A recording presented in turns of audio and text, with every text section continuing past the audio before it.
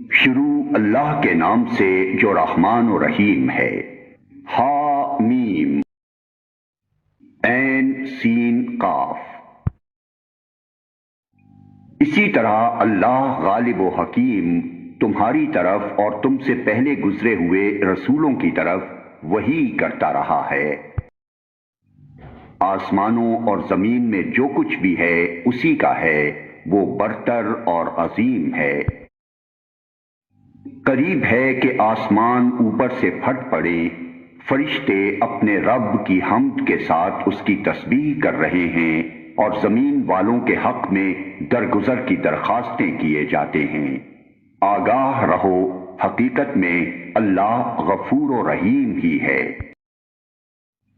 جن لوگوں نے اس کو چھوڑ کر اپنے کچھ دوسرے سرپرست بنا رکھے ہیں، اللہ ہی ان پر نگراں ہے، تم ان کے حوالہ دار نہیں ہو۔ ہاں اسی طرح اے نبی، یہ قرآن عربی ہم نے تمہاری طرف وحی کیا ہے تاکہ تم بستیوں کے مرکز شہر مکہ اور اس کے گرد و پیش رہنے والوں کو خبردار کر دو اور جمع ہونے کے دن سے ڈرا دو جس کے آنے میں کوئی شک نہیں۔ ایک گروہ کو جنت میں جانا ہے اور دوسرے گروہ کو دوزخ میں۔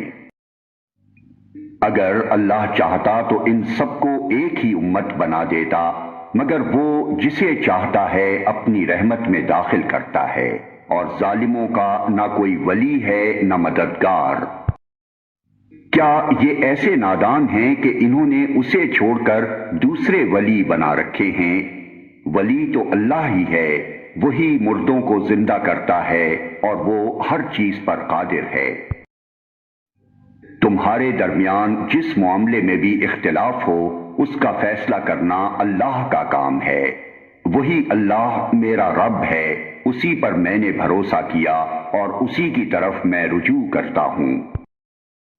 آسمانوں اور زمین کا بنانے والا، جس نے تمہاری اپنی جنس سے تمہارے لیے جوڑے پیدا کیے اور اسی طرح جانوروں میں بھی انہی کے ہم جنس جوڑے بنائے، اور اس طریقے سے وہ تمہاری نسلیں پھیلاتا ہے۔ کائنات کی کوئی چیز اس کے مشابہ نہیں، وہ سب کچھ سننے اور دیکھنے والا ہے۔ آسمانوں اور زمین کے خزانوں کی کنجیاں اسی کے پاس ہیں، جسے چاہتا ہے کھلا رزق دیتا ہے اور جسے چاہتا ہے نپا تلا دیتا ہے۔ اس نے تمہارے لیے دین کا وہی طریقہ مقرر کیا ہے جس کا حکم اس نے نوح کو دیا تھا، اور جسے اے محمد اب تمہاری طرف ہم نے وحی کے ذریعے سے بھیجا ہے، اور جس کی ہدایت ہم ابراہیم اور موسیٰ اور عیسیٰ کو دے چکے ہیں، اس تاکید کے ساتھ کہ قائم کرو اس دین کو اور اس میں متفرق نہ ہو جاؤ۔ یہی بات ان مشرکین کو سخت ناگوار ہوئی ہے جس کی طرف اے محمد تم انہیں دعوت دے رہے ہو۔ اللہ جسے چاہتا ہے اپنا کر لیتا ہے، اور وہ اپنی طرف آنے کا راستہ اسی کو دکھاتا ہے جو اس کی طرف رجوع کرے۔ لوگوں میں جو تفرقہ رونما ہوا وہ اس کے بعد ہوا کہ ان کے پاس علم آ چکا تھا، اور اس بنا پر ہوا کہ وہ آپس میں ایک دوسرے پر زیادتی کرنا چاہتے تھے۔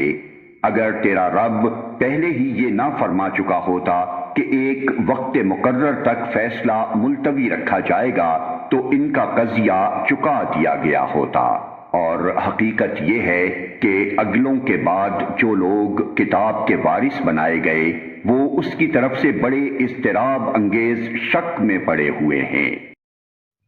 چونکہ یہ حالت پیدا ہو چکی ہے، اس لیے اے محمد اب تم اسی دین کی طرف دعوت دو، اور جس طرح تمہیں حکم دیا گیا ہے اس پر مضبوطی کے ساتھ قائم ہو جاؤ، اور ان لوگوں کی خواہشات کا اتباع نہ کرو، اور ان سے کہہ دو کہ اللہ نے جو کتاب بھی نازل کی ہے میں اس پر ایمان لایا، مجھے حکم دیا گیا ہے کہ میں تمہارے درمیان انصاف کروں۔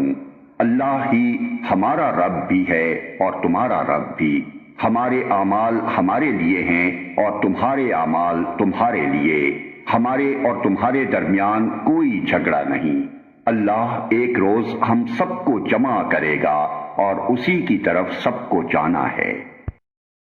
اللہ کی دعوت پر لبیک کہے جانے کے بعد جو لوگ لبیک کہنے والوں سے اللہ کے دین کے معاملے میں جھگڑے کرتے ہیں ان کی حجت بازی ان کے رب کے نزدیک باطل ہے اور ان پر اس کا غضب ہے اور ان کے لیے سخت عذاب ہے۔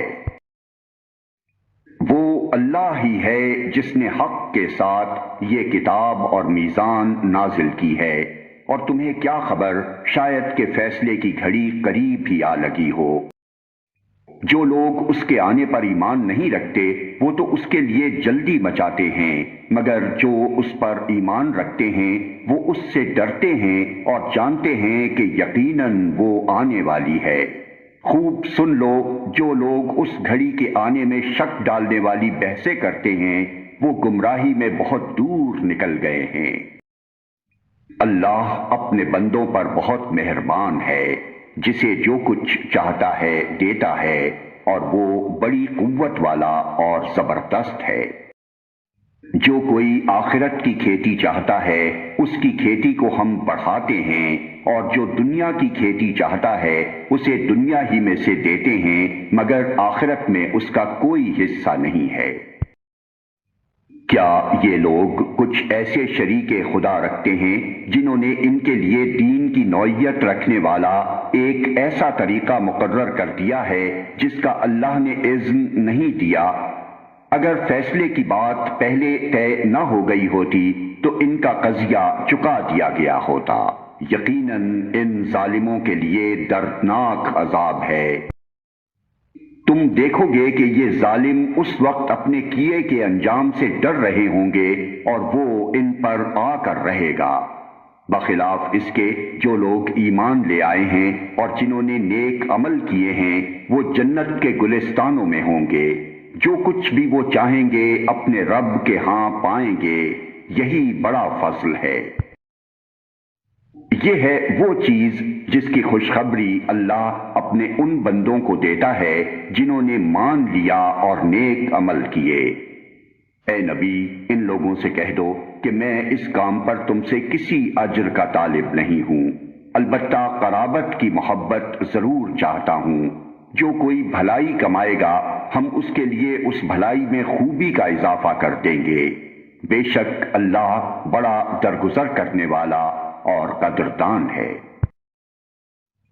کیا یہ لوگ کہتے ہیں کہ اس شخص نے اللہ پر جھوٹا بہتان گھڑ لیا ہے؟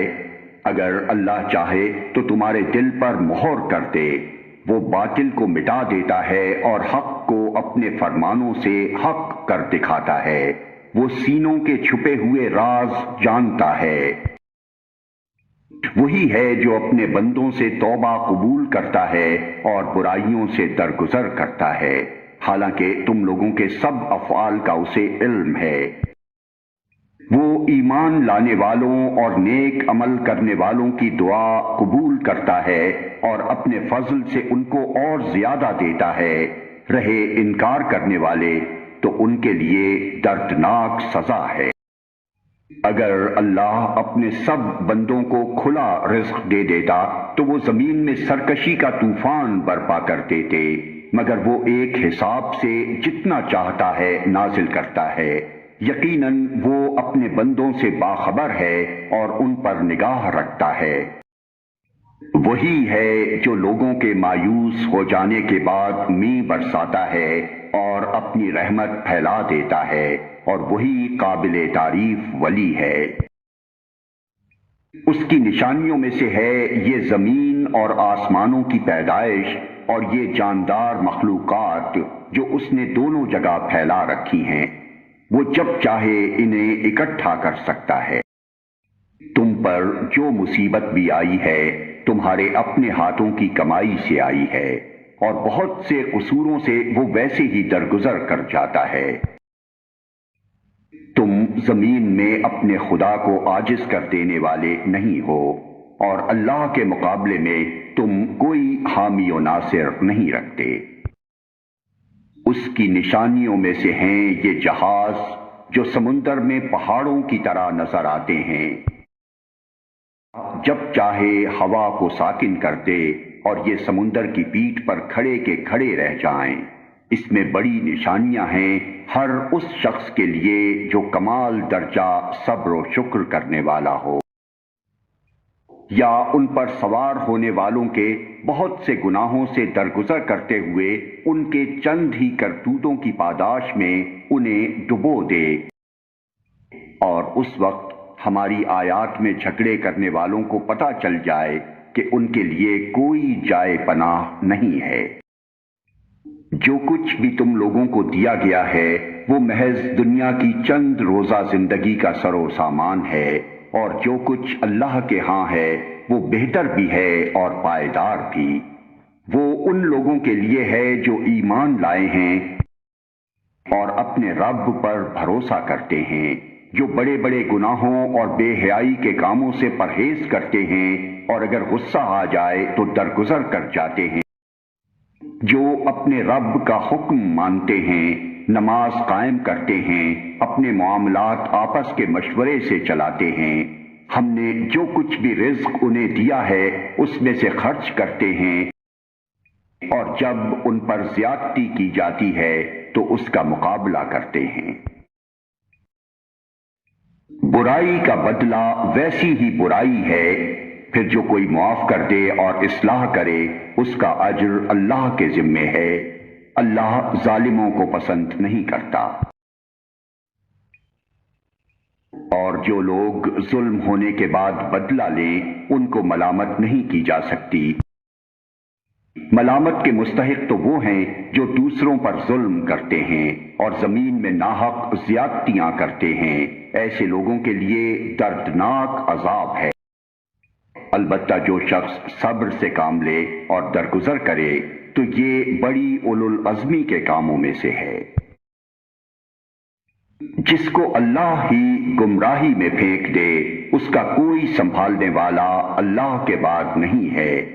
تم دیکھو گے کہ یہ ظالم جب عذاب دیکھیں گے تو کہیں گے اب پلٹنے کی بھی کوئی سبیل ہے، اور تم دیکھو گے کہ یہ جہنم کے سامنے جب لائے جائیں گے تو ذلت کے مارے جھکے جا رہے ہوں گے اور اس کو نظر بچا بچا کر کن اکھیوں سے دیکھیں گے۔ اس وقت وہ لوگ جو ایمان لائے تھے کہیں گے کہ واقعی اصل زیانکار وہی ہیں جنہوں نے آج قیامت کے دن اپنے آپ کو اور اپنے متعلقین کو خسارے میں ڈال دیا۔ خبردار رہو، ظالم لوگ مستقل عذاب میں ہوں گے، اور ان کے کوئی حامی و سرپرست نہ ہوں گے جو اللہ کے مقابلے میں ان کی مدد کو آئیں۔ جسے اللہ گمراہی میں پھینک دے اس کے لیے بچاؤ کی کوئی سبیل نہیں۔ مان لو اپنے رب کی بات قبل اس کے کہ وہ دن آئے جس کے ٹلنے کی کوئی صورت اللہ کی طرف سے نہیں ہے۔ اس دن تمہارے لیے کوئی جائے پناہ نہ ہوگی اور نہ کوئی تمہارے حال کو بدلنے کی کوشش کرنے والا ہوگا۔ اب اگر یہ لوگ منہ موڑتے ہیں تو اے نبی ہم نے تم کو ان پر نگہبان بنا کر تو نہیں بھیجا ہے، تم پر تو صرف بات پہنچا دینے کی ذمہ داری ہے۔ انسان کا حال یہ ہے کہ جب ہم اسے اپنی رحمت کا مزہ چکھاتے ہیں تو اس پر پھول جاتا ہے، اور اگر اس کے اپنے ہاتھوں کا کیا دھرا کسی مصیبت کی شکل میں اس پر الٹ پڑتا ہے تو سخت ناشکرا بن جاتا ہے۔ اللہ زمین اور آسمانوں کی بادشاہی کا مالک ہے، جو کچھ چاہتا ہے پیدا کرتا ہے، جسے چاہتا ہے لڑکیاں دیتا ہے، جسے چاہتا ہے لڑکے دیتا ہے، لڑکے اور لڑکیاں ملا جلا کر دیتا ہے، اور جسے چاہتا ہے بانجھ کر دیتا ہے۔ وہ سب کچھ جانتا اور ہر چیز پر قادر ہے۔ کسی بشر کا یہ مقام نہیں ہے کہ اللہ اس سے روبرو بات کرے، اس کی بات یا تو وحی یعنی اشارے کے طور پر ہوتی ہے یا پردے کے پیچھے سے، یا پھر وہ کوئی پیغام بر فرشتہ بھیجتا ہے اور وہ اس کے حکم سے جو کچھ وہ چاہتا ہے وہی کرتا ہے۔ وہ برتر اور حکیم ہے۔ اور اسی طرح اے محمد ہم نے اپنے حکم سے ایک روح تمہاری طرف وحی کی ہے، تمہیں کچھ پتا نہ تھا کہ کتاب کیا ہوتی ہے اور ایمان کیا ہوتا ہے، مگر اس روح کو ہم نے ایک روشنی بنا دیا جس سے ہم راہ دکھاتے ہیں اپنے بندوں میں سے جسے چاہتے ہیں۔ یقیناً تم سیدھے راستے کی طرف رہنمائی کر رہے ہو، اس خدا کے راستے کی طرف جو زمین اور آسمانوں کی ہر چیز کا مالک ہے۔ خبردار رہو، سارے معاملات اللہ ہی کی طرف رجوع کرتے ہیں۔